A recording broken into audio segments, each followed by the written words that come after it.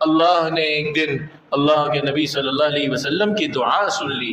حضرت عمر بن خطاب اور ابو جہل بن ہشام، ان دونوں کے بارے میں آپ علیہ السلام نے دعا فرمائی۔ آپ نے دیکھا کہ یہ دو کفار کے بڑے بڑے سردار ہیں، آپ نے اللہ سے دعا مانگ لی، اے اللہ، اللہم اعز الاسلام بعمر بن ہشام و بعمر بن الخطاب، ان دونوں میں سے کسی ایک کے ذریعے اسلام کو عزت عطا فرما دے۔ چنانچہ حضرت عمر اس سے پہلے وہ چھپ چھپ کر اللہ کے نبی کا قرآن سنتے رہتے تھے، اور چھپ چھپ کر انہیں بہت زیادہ قرآن سے کسی نہ کسی درجے میں محبت ہو گئی تھی، لیکن وہ ضدی بہت تھے، وہ سخت بہت تھے، اور یہ ضد اور سختی پھر بعد میں کفر کے مقابلے میں ثابت ہوئی۔ چنانچہ حضرت عمر بن خطاب ایک دن اللہ کے نبی کے معاذ اللہ قتل کے ارادے سے چلے، بہن اور بہنوئی مسلمان ہو چکے تھے۔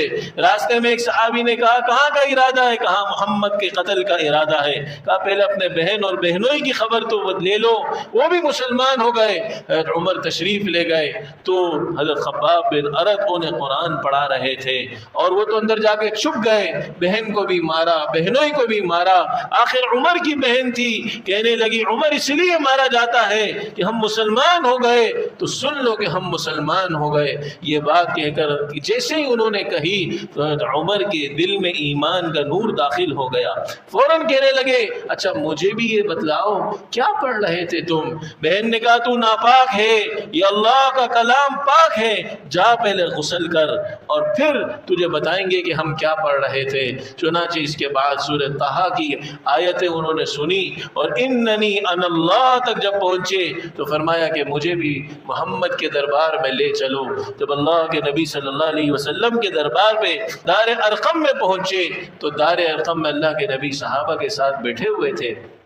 دروازے پر دستک ہوئی تو کیا دیکھا کہ عمر تلوار ہاتھ میں ہے۔ صحابہ پریشان ہوئے، حضرت حمزہ رضی اللہ عنہ نے فرمایا آنے دو، اگر خیر کے ارادے سے آیا ہے تو بہت اچھی بات ہے، ورنہ اسی عمر کی تلوار سے عمر کا سر قلم کر دیں گے۔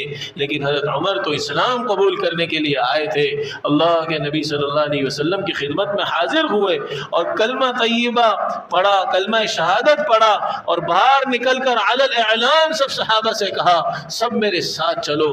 بیت اللہ کے اندر جا کر وہاں اپنے ایمان کا اعلان کیا، اسلام کا اعلان کیا، اور اس دن کے بعد سے کفار اور مشرکین کی پریشانی اور بڑھ گئی، اور ان کی دشمنیاں بڑھ گئی، اور زیادہ ان کے حوصلے پست ہو گئے، اس لیے کہ حضرت عمر رضی اللہ عنہ ان کے ایک بہت مضبوط ساتھی تھے، اور ادھر صحابہ کے حوصلے بھی بلند ہو گئے،